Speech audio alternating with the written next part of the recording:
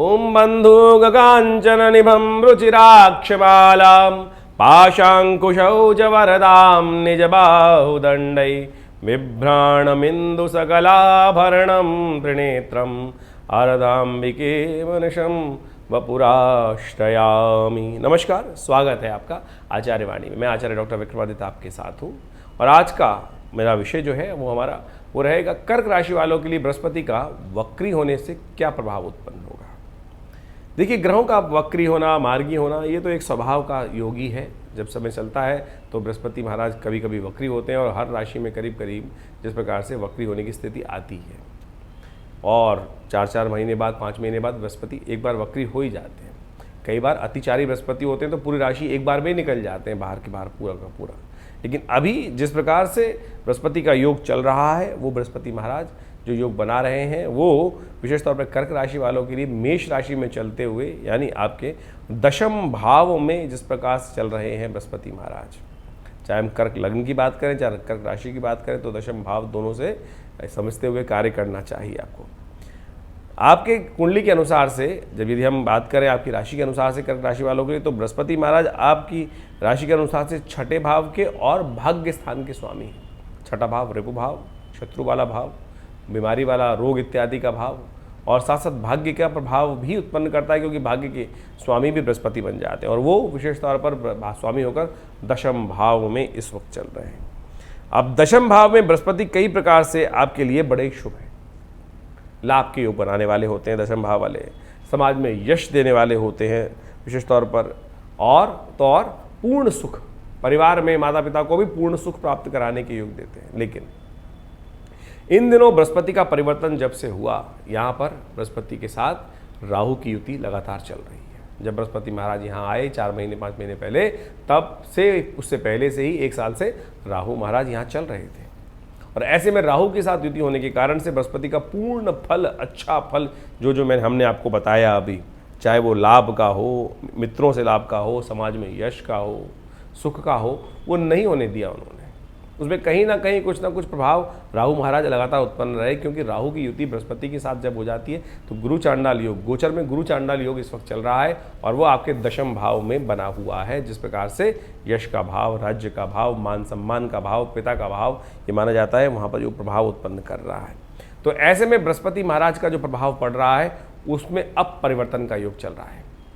बृहस्पति महाराज जब 6 सितंबर को परिवर्तन का योग बना रहे हैं तो उस दिन विशेष तौर पर 21 अंश के हो चुके हैं, यानी 1 अंश से आरंभ होकर बृहस्पति महाराज 21 अंश तक यहाँ पहुँच चुके हैं और 21 अंश तक बृहस्पति महाराज जिस प्रकार से योग बनाते हुए चल रहे हैं, भरणी नक्षत्र के 3य चरण पे आ गए हैं और जब वक्र हो जाएंगे फिर पुनः वापस 4 महीने में 31 दिसंबर तक वक्र गति से चलते चलते यहाँ पर पुनः वापस आएंगे और जब योग बनाएंगे तब ऐसे में उस समय 31 अक्टूबर को बृहस्पति महाराज 11 अंश के होंगे, अश्विनी नक्षत्र के 4th चरण पे वापस आ चुके होंगे। अब समझ लीजिए क्या प्रभाव रहेगा इस दौरान। जब वक्री होंगे बृहस्पति तो कई ग्रहों का और भी परिवर्तन होगा। 30 अक्टूबर को राहु महाराज परिवर्तन की तरफ चले जाएंगे और ये राहु का परिवर्तन एक तरह से बृहस्पति के अंदर जबरदस्त परिवर्तन, शुभ परिवर्तन लाने के योग बनाएगा। बृहस्पति शुक्र राहु महाराज 18 महीने बाद वापस जाएंगे दूसरी राशि पर और आपके भाग्य में जाके बैठेंगे, उसका भी उपाय हम आपको समझाएंगे। लेकिन बृहस्पति का जो प्रभाव कम कर रखा था उन्होंने, उसको 50% ठीक होने के योग बन जाएंगे आपके लिए। लेकिन शनि की दृष्टि लगातार बनी हुई है, लेकिन फिर भी कहेंगे राहु जो है एक बहुत नैसर्गिक दृष्टिकोण से बड़ा महत्वपूर्ण ग्रह है और उसका प्रभाव जब तक हट जाएगा बृहस्पति पे तो बृहस्पति को बहुत रिलीफ प्राप्त होने के योग बन जाएंगे। तो ऐसे में बृहस्पति से राहु का हटना 30 अक्टूबर के बाद से, और फिर बृहस्पति महाराज लगातार पीछे आएंगे। तब पुनः जब जनवरी के बाद, जनवरी से 1 जनवरी से बृहस्पति का परिवर्तन वक्री से मार्गी होगा तो फिर दोबारा 11 यानी इन 10 अंशों में वापस अपना शुभ प्रभाव पूरी तरह से वहाँ उपस्थित करेंगे। तो जो हमने आपको कहा कि बृहस्पति दशम भाव में आकर आपको यश देगा, सुख देगा, माता पिता में से एक विशेष तौर पर सुख देने के योग बनाएगा, साथ साथ आगे बढ़ने के योग देगा और तरक्की देने के योग बनाएगा। तो ऐसे में वो सब प्रभाव धीरे धीरे बृहस्पति का उदय होने के योग बनेंगे। लेकिन जब तक बृहस्पति ये वक्री चल रहे हैं तो ऐसे में थोड़ा सावधान रहने की ज़रूरत है। बृहस्पति जब नेगेटिव तरफ जाएंगे वक्री होकर तो देखिएगा राहु के साथ वैसे ही चल रहे हैं और शनि से दृष्ट वैसे ही हैं, तो ऐसे में बृहस्पति का रोल इन 4 महीनों में बहुत सावधानी भरा रहेगा। आप अपने कार्य जो भी कर रहे हैं उसमें बहुत सोच समझकर कार्य करने का प्रयास करें, बिल्कुल जल्दीबाजी ना करें, इस बात का ध्यान रखते हुए कार्य करें। धीरे धीरे अपने कार्यों में बहुत सारे हिंड्रेंसेस जो उत्पन्न होंगे, लेकिन वो एक बात अच्छी दिखाई देती है कि 30 अक्टूबर के बाद से धीरे धीरे कम होने शुरू हो जाएंगे, लेकिन फिर भी बृहस्पति वक्री होकर करीब करीब 2 महीने और चलेंगे, यानी 31 दिसंबर तक ये बृहस्पति महाराज वक्री रहेंगे। तो ऐसे में आपको बड़ी सावधानी के साथ कार्य करने की ज़रूरत है। आप ध्यान रखने का प्रयास कीजिएगा कि भाग्य तो विशेष तौर पर लाभ देने के योग बनेंगे, लेकिन धीरे धीरे। ऐसे में विशेष तौर पर ध्यान रखें कि कहीं भाइयों से विकार रूप से कष्ट ना होने के योग बन जाए। भाइयों से किसी ना किसी कारण से, यानी भाई बहनों से, अपने मित्रों से कहीं ना कहीं बीच में द्वंद्वात्मक स्थिति ना उत्पन्न हो, इस बात का ध्यान रखने की ज़रूरत है। नास्तिकता यदि जीवन में उदय होने के योग बनते हैं तब तो और कष्ट हो सकता है, इसलिए नास्तिकता को अपने जीवन में ना आने दें। धर्मपरायण रहते हुए कार्य करने का प्रयास करें। राहु महाराज जब वक्र गति से हटेंगे वहाँ से तो भाग्य में चले जाएंगे, तो और ज़्यादा नास्तिकता दे देंगे, और जितनी ज़्यादा नास्तिकता आएगी उतना ज़्यादा पूर्ण यश प्राप्त करने में, लाभ प्राप्त करने में, बृहस्पति के शुभ फल प्राप्त करने में उतना कष्ट हो सकता है। तो ऐसे में सबसे अच्छा कार्य क्या करें? अपने गुरुजन की सेवा विशेष तौर पर करने का प्रयास करें। परमात्मा में थोड़ी श्रद्धा भाव लगाए रखें, थोड़ा सा पूजन कर लें, हो सके तो विद्वान जन, ब्राह्मण जन की सेवा करते हुए उनका आशीर्वाद लेने का प्रयास कीजिए। मंदिर में नित्य प्रति जाकर थोड़ा सा पूजन कर लीजिए। ऐसे में उन सब चीज़ों को कर आप बहुत सुंदर तरीके से अपने अशुभ प्रभावों को, ग्रहों को ठीक कर सकते हैं। और जो भी कार्य करें कोशिश ये करें थोड़ा सा अनमनेपन से कर रहे हैं, उसमें पूर्ण दिलचस्पी आपकी बन नहीं पा रही। इस बात का साफ साफ प्रभाव दिखाई देता है कि बृहस्पति इसीलिए उसमें जब तक पूरी तरह से लिप्त नहीं होंगे, मनसा वाचा कर्मणा, किसी कर्म को नहीं किया जाए तो कैसे उसमें संपत्ति लाभ होता है। कई बार क्या होता है ना कि आप जो कार्य कर रहे हैं उसमें मनसा वाचा मन है ही नहीं काम करने का, लेकिन रूटीन तरीके से चलो ठीक है काम करना है कर लेते हैं, तभी उसका पूर्ण फल नहीं प्राप्त होता। ये सारा ग्रह का प्रभाव है। इस समय राहु के साथ बृहस्पति चलने के कारण से ये प्रभाव उत्पन्न हो रहा है कि मन से कोई काम नहीं हो रहा है, उसीलिए सफलता नहीं मिल पा रही है इसलिए। और जैसे ही राहु का प्रभाव वहाँ से हटेगा और धीरे धीरे बृहस्पति मार्गी होंगे, तब देखिएगा वो दिलचस्पी धीरे धीरे जागनी शुरू हो जाएगी। अब इसके अशुभ प्रभाव को ठीक करने के लिए क्या किया जाए? इसके अशुभ प्रभाव को ठीक करने के लिए आपके लिए सबसे अच्छा एक उपाय हम आपको बताते हैं। घर में खोटे सिक्के मिल जाएंगे आपको, जो पुराने ज़माने में खोटे सिक्के होते थे, तांबे के सिक्के बने होते थे।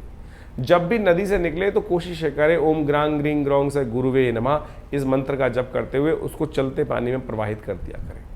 जहाँ भी आपको मिल जाए चलता हुआ पानी, या उनको दान करने का प्रयास कीजिए। इसके द्वारा ध्यान रखते हुए कष्ट को दूर करने का योग बन सकता है। एक बात का और ध्यान रखिएगा, किसी भी कार्य को करते हुए बहुत ज़्यादा लालच ना करें। पुरानी कहावत है, लालच में दोनों गए माया मिली न राम। इस बात का ध्यान रखते हुए कार्य करने की ज़रूरत है। और थोड़ा खर्चों को बचाने का प्रयास कीजिए। खर्चे बेनतहा होने के योग, आमदनी होने के योग बन रहे हैं, आमदनी पैसा आने के योग बन रहे हैं, लेकिन खर्चे भी साथ साथ बनते चले जा रहे हैं, जिसके कारण से बेकार खर्चे आपके जिम्मे पड़ रहे हैं और जो सेविंग्स हैं वो प्रॉपर्ली हो नहीं पा रही हैं। ये आपके जीवन में इस समय में कष्ट के योग बन रहे हैं। तो कोशिश करें, आमदनी आने के योग हैं, प्रत्यक्ष रूप से अच्छे से बढ़ने के योग हैं, लेकिन बेकार के खर्चे साथ साथ चल रहे हैं। तो आपको ऐसे में स्कैनिंग की ज़रूरत है कि कहाँ कहाँ बेकार खर्चे हो रहे हैं, बेकार के मेरा पैसा जहाँ लग रहा है उसको काटने का प्रयास कीजिए। यदि वहाँ थोड़ा ध्यान आपने लगा लिया तो इस बृहस्पति के अशुभ प्रभाव को शुभ प्रभाव में परिवर्तन करने का बहुत सुंदर योग बना सकते हैं। ऐसे में कोशिश ये करें, बृहस्पतिवार के दिन गौ सेवा करने का प्रयास कीजिए। चने की दाल को रात को भिगो दीजिए, सुबह सुबह गौशाला में जाकर अपने हाथ से गाय के जहाँ खाने की जगह है वहाँ डलवा दीजिए, उनकी खाने की सानी में डलवा दीजिए। ये बृहस्पति का बहुत सुंदर उपाय है, इसको आप अवश्य करने का प्रयास कीजिए। देखिएगा धीरे धीरे बृहस्पति के परिवर्तन से आपके जीवन में लाभ के योग बन सकते हैं। और एक बात का ध्यान, जैसे हमने कहा, बहुत ज़्यादा लालच में ना फंसे। जैसे सपोज कोई शेयर मार्केट में काम कर रहा है, शेयर मार्केट में उसमें देखा कि भाव थोड़ा सा और मिल जाए, थोड़ा सा और मिल जाए, इस थोड़े से और के चक्कर में फंस जाओगे। इस बात का ध्यान रखना। एक लिमिट सेट कर लीजिए, उसी में कार्य करने का प्रयास कीजिए और उससे बियॉन्ड न जाए, वो फिर लालच होता है। तो इस बात का ध्यान रखिएगा कि आप कहेंगे, क्योंकि आमतौर पर यदि किसी को बोलो कि लालच कर रहा है तो कह रहा है लालच मैं तो नहीं करता भैया। लालच क्या है उसको मैंने आपको एक छोटे शब्दों में समझाने का प्रयास किया हमने। यदि समझ जाएंगे तो बहुत सुंदर तरीके से आप लाभ ले सकते हैं। आपके ग्रह दृष्टिकोण से ये प्रभाव इन ग्रहों का बन रहा है। ये साधारण उपाय भी हमने आपके समक्ष रखे, इनको सही तरीके से कर आप लाभ ले सकते हैं। धन्यवाद।